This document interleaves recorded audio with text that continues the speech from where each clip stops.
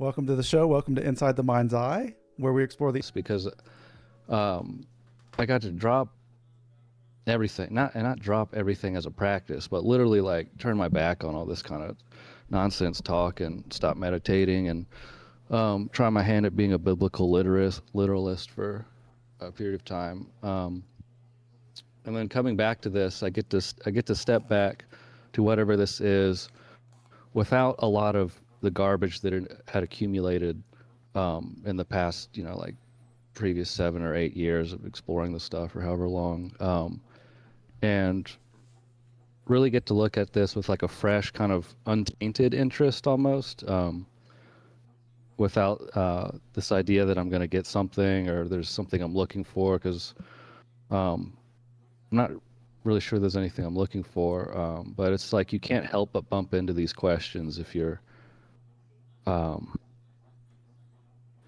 aware. I don't know. I don't think not everyone likes to examine life too deeply. Unfortunately for me, it happens automatically. So this is just the kind of the stuff that naturally comes up for me. There's no way around it, honestly. So That's a good way of saying it. Yeah, I feel like a lot of it for me has just been like learning how to accept that about myself and realize that it's not actually special. yeah, It's like just like yeah, someone's obsessed with repairing a car. I'm obsessed with how the mind and the human being works. yeah, and it can definitely become neurotic, just like any other hobby or interest. But I think this one especially. Yeah, because your only subject is yourself, and Yeah, that's troublesome. yeah. Okay, so let's go into the topic here. This was from Smiley, and I'm going to read through it. I'll translate it a little bit for you if you're listening. And so she says, or he says, they say, I've got a topic for you. If the sense of me is the most primary guiding point and how it reflects the repetitive sense of me within that timeline of perspective, how does being or I movement correlate with signposts of thoughts can be used for reflective still points instead of using words to chasing me? It's just I. So I think what she's asking, or he is asking, is recognizing where the me is showing up, like my feelings, my thoughts, my beliefs, is reflecting. It's a repetitive reflection in the timeline of a unique perspective, of like Adam's perspective, my perspective. How does that correlate, or how does that relate to the sense of I, which I would say is just awareness itself, the non-identifiable awareness. And then Can you reread the question? I actually asked her to be a little bit more clear because I didn't understand it. And she said, or he said, sorry, the words got too dualistic, but yeah, how thoughts are signposts reflecting the perspective you hold, and how thoughts correlate or chase the main primary ever-present awareness. So it's like two topics in one. They want us to talk about how thoughts are signposts reflecting the perspective you hold. So let's start there. That happens to be the exact thing I've been kind of parsing through and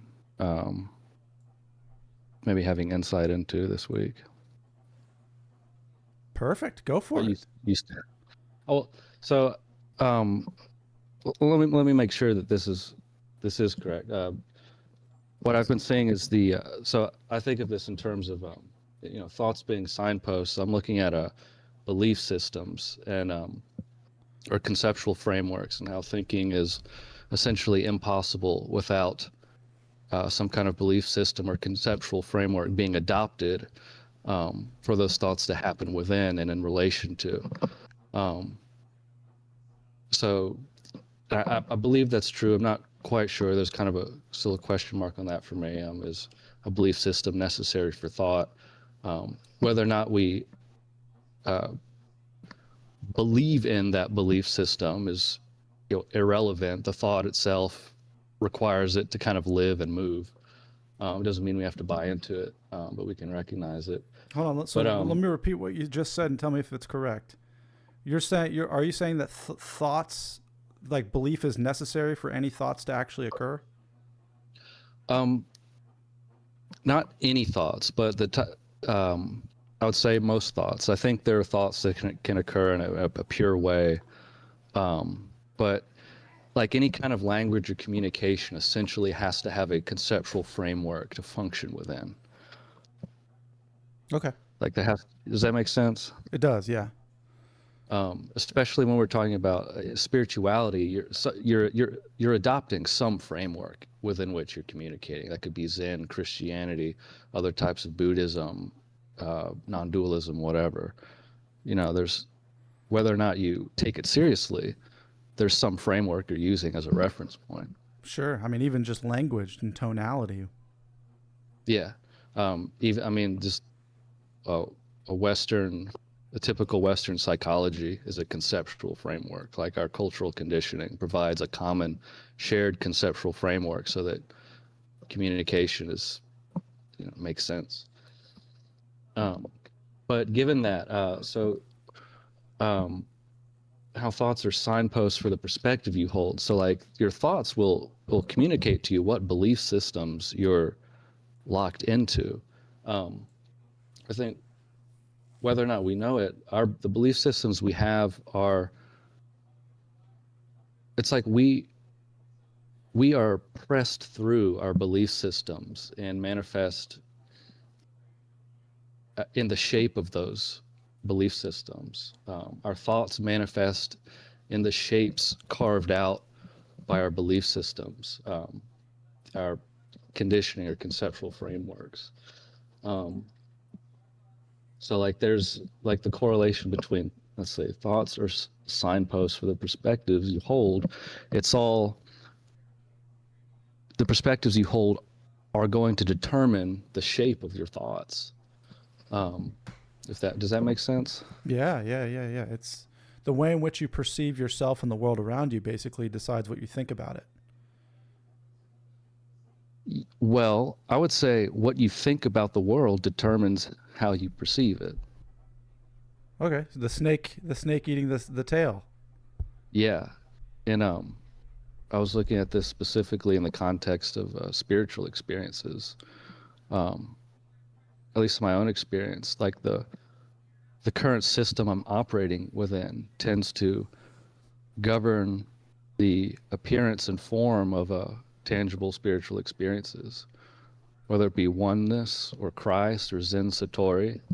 Um, they seem to be related to the framework I've opted into at that particular time. It's like there's some kind of non-conceptual experience that gets filtered through our belief system and literally manifests in different forms and shapes for us based on that. Dude, it's crazy you say that because Brandon came on the show yesterday morning. He was the first guest for the new format, and he told his story. And he fell into a relationship with Christ. Like he became I can't say born again. He had he doesn't have the religiosity. He doesn't have like the religious framework with it, but he does have a strong relationship with this character of Jesus, because this character showed up in the most visceral, experiential way for him, and the way that he described it, and I said at the end of the show, was the exact same thing you just said, that this power or this omnipotence or this, when it comes to the realm of the spirit, which is the unseen, can manifest in a billion different forms depending on the perspective that the person is operating within. And so he has a Jesus experience, someone could have a Krishna experience, it could be all sorts of stuff. But I mean, generally a Christian condition from birth isn't going to have a vision of Vishnu. No, yeah. But if it happens, I want to know, because that would disprove a lot of this kind of surmising I'm doing. What do you think about the second part? How thoughts correlate or chase the main primary ever-present awareness? Can you explain that a little more? So I think, why don't you go to that one?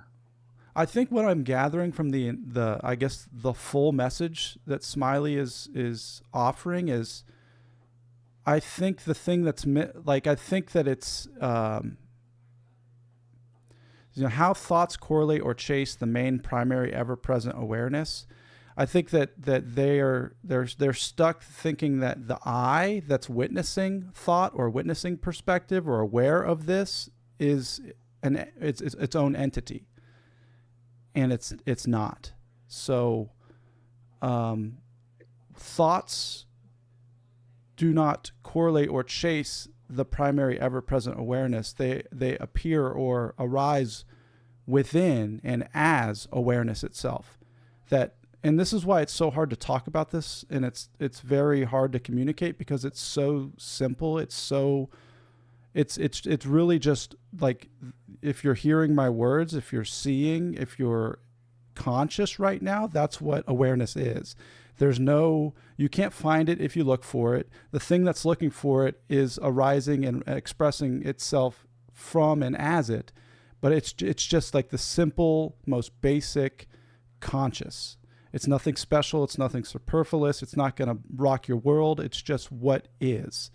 And I think that's why it can get very confusing, is because in your read, I know you're aware of this, like these guys will sit on these chairs and talk all day long about this thing that's, it's pointless to even really talk about, but we want to talk about it because we want to try to be helpful. But it really, it's just like you find out that it's just being, and that's it. There's nothing else to do. It's kind of a bummer. There's nothing really there. It's a bummer when you've been told something's supposed to happen, and then you're sitting around waiting for something to happen, and then this can't possibly be it because nothing happened or whatever. Yeah. I've recently been having the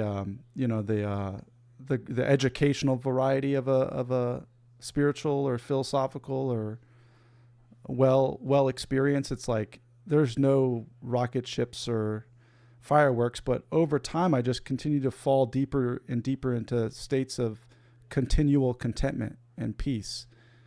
And it's not anything like I would like shout at the rooftops about. The way it seems to work, at least in my experience, is that there are powerful insights that dissipate and have power, generate power of their own for a period of time, and then dissipate, and then over a period of time one grows into or up to that kind of insight that appeared as a spike, and then you've got like a slow coming into that as a reality or a ground of being. At least that's how it is for me. I tend to see something major, have a major experience, but then a working integration of that kind of happens on it. It falls away, then an integration happens gradually, kind of on its own over a period of time that's not immediate, and therefore can feel disappointing. I don't know if that you relate to that one. No, that's exactly what it's like. It's like what happens to me is I think what Smiley's referring to also is the sense of me being the primary guiding point. Is all of a sudden I'll start to experience tightness, stress. I'll start to experience anxiety, and I'll realize that I, like the me, Adam, there's a show I'm trying to run. There's control I'm trying to make happen. Anger, when I'm like get upset easily at people, that's the guiding point, because it's showing me that this person is fully believes that it exists and it knows what should or could happen.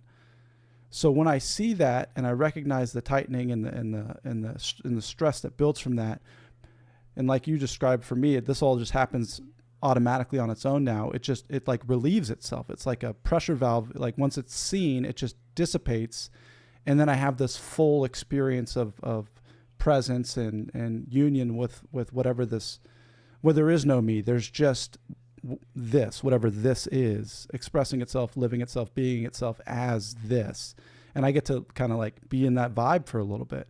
But then, then I come back, it's just a back and forth kind of a thing, up and down, in and out. A question for Smiley would be, do you, in terms of a relationship between thoughts and the me, do you have a sense of me that's not thought-based? And I would look for that, and I'm not talking about as like an I-ness or an existence thing, but like the sense of me, that ball that's me. Does that exist apart from thoughts? And it might, the answer might not be apparent right away because thoughts can manifest silently as emotions and resistance. But is the sense of me there apart from thought or resistance?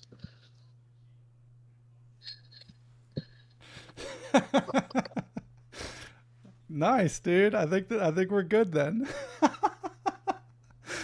That's what I was. I didn't know I was looking for that, but that's great. I think let's move on to the next thing. Tell us about the music channel. Yeah. So I make electronic music as a hobby, and I've transitioned to making it as a hobby more. But I decided to I want to start putting it out there and try my hand at it's one thing to just release things into the void, but try to actually maybe get some traction behind some stuff and just kind of play that game and see what that's like. And I use the chat GPT to tell me how to do a YouTube, right? Because I don't know. Basically, you want to create a short that's just the hook from the song repeating on loop, and you want to put some kind of video or caption or whatever that makes people want to look and hooks their attention. It's all like psychological mind games, and generally not a fan of that. But I hated phones with cameras when they came out because I just don't like new stuff, I guess. I don't know. But me and Tracy went to this, there's like a local venue here. And I was there, and then two different people thought I was some like famous musician or something. One guy was like, dude, when'd you get back from Nashville or whatever? I'm like, I don't know. He's like, he thought I was like the new guitarist for Kings of Leon or something. And then I was at the grocery store the other day, and some guy was like, dude, you look like a Hollywood LA guy. You got this shit going on. I'm like, okay. But people regularly mistake me for someone important. And I've decided to, like, that's gone on for a long time. Yeah, like, I know. People think I look like someone famous. And I've gotten all kinds of names. But I was like, and then I told this guy comes up, I'm watching like the Winter Olympics on the screen. And then I kind of like, my gaze kind of comes down a little bit, and there's a guy like standing in front of me, like holding up like an OK sign. And I like look behind me, and there's no one there. I'm like, oh, you're doing that at me. And he's like, yeah, I love the look or whatever. But like, I'm like, okay. But he's like, yeah, you look famous. I'm like, well, it's never done me any good. And I was like, wait a second. What if my whole YouTube thing was pretending like I am already a famous musician, and I'm secretly launching like a solo project? And so like I like pretend like act like I'm already famous, because people react more strongly to famous people. If you're already famous, it's easy to get attention. So like I just kind of position myself as like, I don't say who I am, but I just heavily imply that I'm some famous musician that's releasing a new solo project. I never say who I am, and I'll let people watch the video and be like, oh, is that so and so? No, that's so and so. Oh, is that who I think it is? And then let whatever happens there happen. So that's my master plan. So where are you at? So you've devised the plan? Do you have a name or That anything yet? no. Well, the name is Numinal. Um, but yeah, yeah, that happened tonight. So I feel like I was waiting for this next kind of piece to fall in my lap, and I feel like that was it. I was like, okay, that'll be the angle I take. It's like, let's pretend like I am a famous music. Not, I won't try to be one. I'll just pretend like I already am one. And so you'll basically you'll enter this persona while you're filming your hooks and whatever you're creating for the shorts and all that.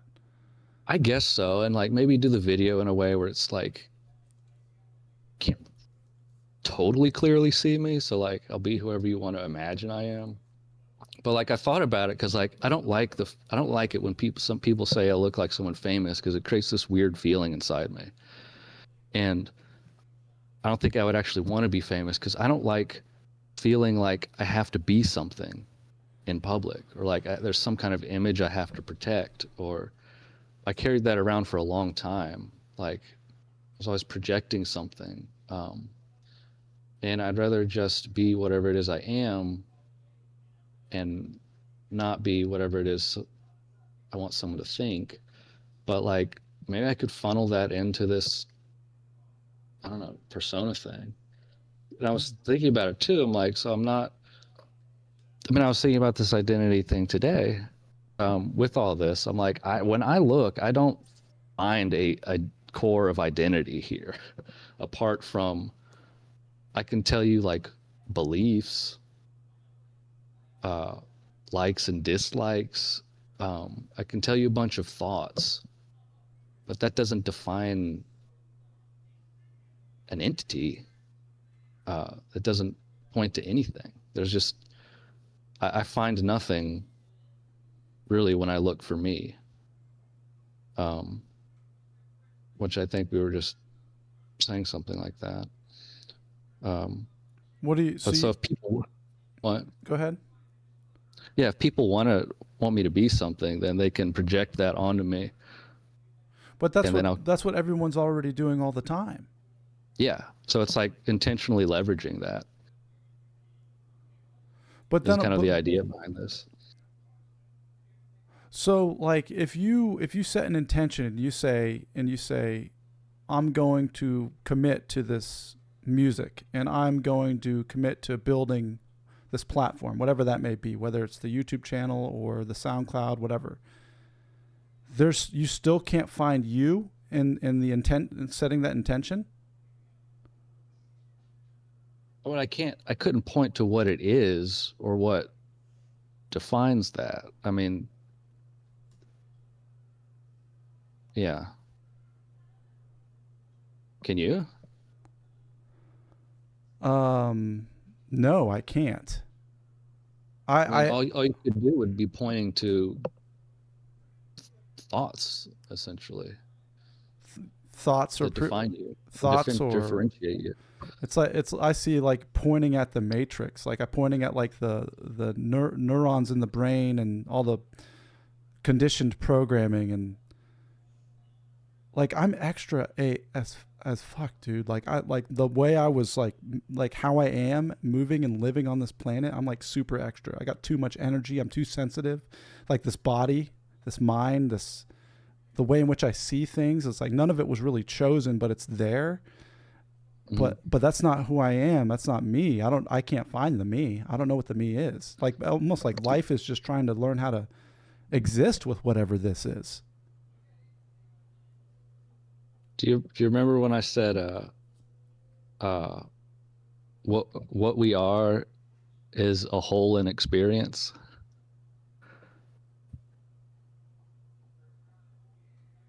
Wait, who said that?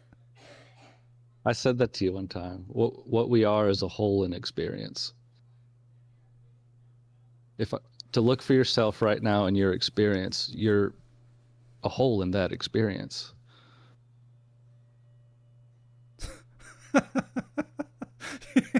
Yes. By the way, we got some comments. Can I read some of these? Uh-huh. So we got somebody is asking if you're Trent Reznor. You must sound like Trent Reznor. See, there we go. There's another one.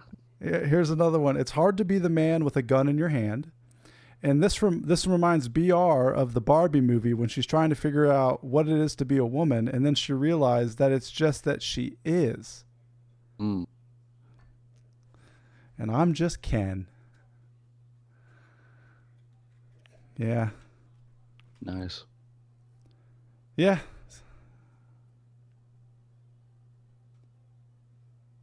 Yeah, that was the thing that that threw me for a loop for a little bit. Was when I was really trying to follow the direction of all these teachers, and you can't, like, if you're looking, if you're doing the looking, you're still there. So, you know what I mean? Like, it's when you say things like you're actually the whole and experience, that opens you right up, but there's nothing to do with it. You know, it's just what it is. And like BR just said, it's just what we are. Yeah, and so I would say like there is something to do, but it's not something to do in the sense of there's something to do. I understand that sentence doesn't make sense. Um, uh, but it's so I've cracked open some I was reading the Platform Sutra today, which is really nice. And I've been reading some I've cracked open some books that kind of got shelved for a long time, coming back to it with a different attitude. And really, it's like before I had, I had a deep interest in this stuff, and I don't know what I had or didn't have, but the difference now is that while I'm still interested, I'm not interested in absorbing any information or looking for the next, idea or, listening to a teacher or something. But it's like, what strikes me is that it's either, I mean, I feel like if you've heard this, like just tonight, like that's enough information. Like you're either going to take the information and walk, or you're not, because you're afraid to actually let go of something and you want to sit back and continue ingesting information. And I'm just like, yeah, go for it. Well, let me say, because we've got Dharma Dom in the chat now, who I was talking with the other night, who's really hip to all this stuff. So I think what you're saying, and this is the thought that I had, and I'd like to hear his thoughts on this as well, is I think that the people that are approaching the teachers are continuing to create that teacher. Do you see what I mean? Like, otherwise, yeah, you get the message from Rupert, or you get the message from Muji, you can just leave. Like, they should all be out of business, but they're not. Yes. As a matter of fact, dude, that Reddit post you had was phenomenal. Yeah. I guess for context, I was on the, what, you wanna? Yeah, I'll say it. Yeah, you posted on the Reddit, you're on the Zen Reddit, and you said that Krishnamurti was actually a poor teacher, because if he was good at communicating, everyone would have gotten the message and he wouldn't have had to continue talking about it. I was on the Jiddu Krishnamurti Reddit, like his fan page. Oh, man. And someone was defending him against UG or whatever. They had they were talking about him versus UG. And they're like, Krishnamurti was UG was this or that. Krishnamurti was a good teacher or whatever. I said, no, if he was a good teacher, he wouldn't have a fucking Reddit page dedicated to him. He would drive him nuts.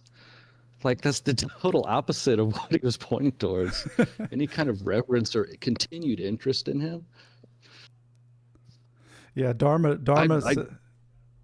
yeah. Dharma says he's only met one strict follower of Krishnamurti, and the dude seemed profoundly confused. Yeah. I threw away I had a lot of Krishnamurti books. I threw them all away. I didn't donate them, so that I threw them away so no one else would find them. But I'm kind of sad sometimes, because like it was fun hanging out with the guy. There's a comfort and familiarity that develops when you hang around a certain teacher enough, even if it's just their YouTube and books. But yeah, that's the sense I got. I was like, that's kind of, Peter really helped me with all this stuff when he was explaining to me, like, it's just entertainment. Like, any answers you think you're getting is you're missing the mark. Just you're hanging out with these guys. Like nobody knows any more or less than you. Well, someone does know more than you, but only for about 1 second until they've said it, and then you've got it too. Like you can, believe them or not. Krishnamurti knew more than me until the first video I watched. Then we were on equal footing. Yeah, I almost feel like that there's. Here's Dharma. He says, I didn't know till recently. Apparently, he had a 20-year thing with one of his friend's wives. Jiddu. Yeah, there's a book called like In the Shadow of Krishnamurti or something like that. But there was behind the scenes drama. Wow, really? Of course. Yeah. I'd always There's a book thought written by. Go ahead. No, I think there's a book written. I think it was by that woman or family member or something. But there was stuff going on. Yeah, the only thing I really remember was him just being so sensitive. He would get into these like spells where he actually couldn't like do stuff. Like he would have these like. I think he called it the process or something. I don't remember anymore. The process. I do remember. He'd get these terrible headaches or something, and during some of these episodes, there would be like a different entity speaking through him, but that would even come through on stage. He would refer to the speaker and K. So it was almost like he was channeling something else at certain times. But anyway, he was having one of these episodes, and I was like, there's some kind of like, it's like a spiritual migraine or something. I don't know. But this guy was like, had like this, he would get head and neck pain that was absolutely debilitating regularly for him. And it was like, had something to do with it was weird. His story is weird. If you haven't, go read a biography of Krishnamurti. I don't remember what it's called, but there is weird stuff behind the scenes. But anyway, he's having this episode.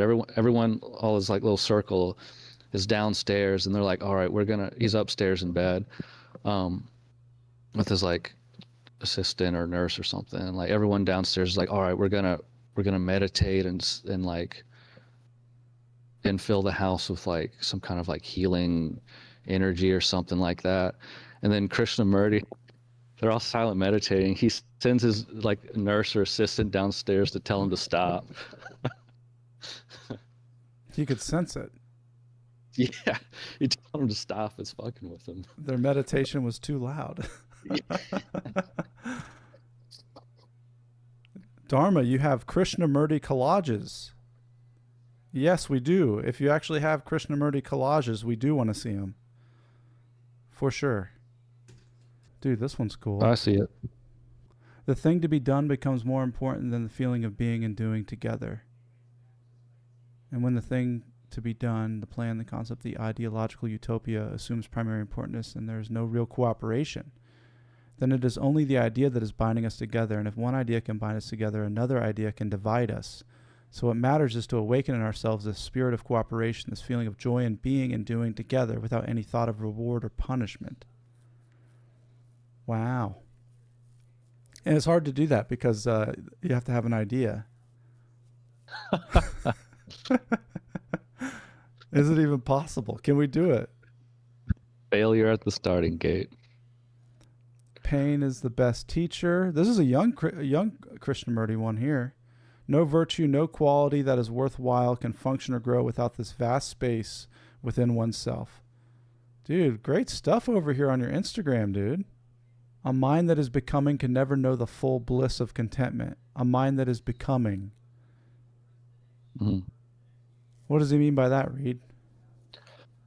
Interested or trying to become something, trying to be something. We all want to be something. We want to become better or be this or that to this person. I want to be a good student, be a good son, or become a better show host or whatever. Always interested in a future me that's never here. But it's an endless process because it's like a carrot on a stick, and you're chasing after it forever. Here we go. Swami Vivekananda. I've heard this name before. Until you are ready to change any minute, you can never see the truth. But you must hold fast and be steady in the search for truth. How do I know Swami Vivekananda? Vivekananda. Is he came to the States or something? I think he was in New York or something in the early 20th century, maybe. Could be wrong. Mid.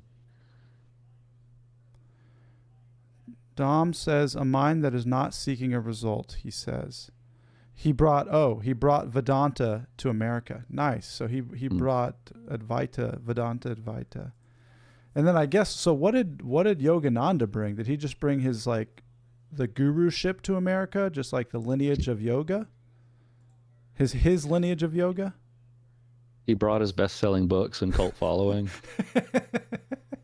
He brought the cure for the common cold? I remember we went to a whatever the spiritual fellowship, whatever the ongoing fellowship they have is called, but we went to a talk or some kind of there was like a packed auditorium or something. It was a pretty big event, but me and Peter went with Liam. I don't remember if you remember him, but to listen to these Yogananda monks talk. And Liam was there taking notes. No, I went, and Drew went there too. And I remember there was like this monk up there giving the talk or whatever. He said he'd been there for like decades or something. And he seemed more lost than I was at the time. And like, he's supposed to be like this, he had this hopeless quality about him. Like, yeah, I guess I'll realize something someday, was like the vibe I got from him. And that was the impression I got of my encounter with the Yoganandas people. The Self-Realization Fellowship. It reminds me of that guy, David Godman, the guy that was hanging around. He was with Osho, and then when Osho passed, he moved to Papaji. Yeah. And he spent 40 Did you go to years. that meeting, the Zoom meeting with me? Yes, yeah. And he said, we asked him, are there any gurus like that still alive? And he said, if there were, I'd be at their feet right now or whatever. Yes.